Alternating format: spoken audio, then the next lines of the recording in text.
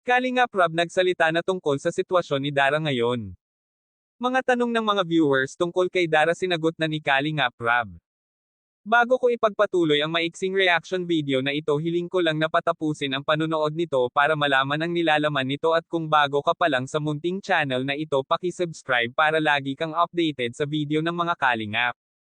At pakisuportahan natin ang ama ng Kalingap na si Val Santos Matubang, Ate Edna Vlog at si Kalingap Rob. Isang mapagpalang araw sa inyong lahat mga Kalingap, at shoutout nga pala sa patuloy na sumusuporta sa aking YouTube channel, lalong-lalo na sa mga viewers natin na walang sawang nanonood at sumusuporta. Salamat. Ito ang katanungan ng ilang viewers kay Kalingap Rob, bakit hindi daw bigyan ng love team si Dara? Ito ang sagot ni Kalingap Rob sa mga viewers. Si Dara daw kasi ay hindi pang love team ang hitsura.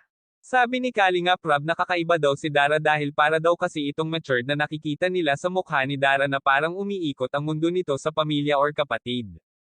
Dahil may isang viewers na nag-request na i-love team daw ito kay Jimwell, ngunit hindi pumayag si Kalingap Rob dahil napaka-bata pa ni Jimwell para i-love team kay Dara.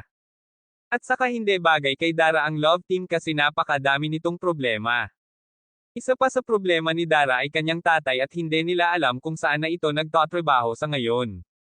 Hindi niya alam kung kailan ito uuwi dahil nag-aalala na nga itong si Dara sa tatay niya at baka raw nakapagtrabaho na ito sa malayo.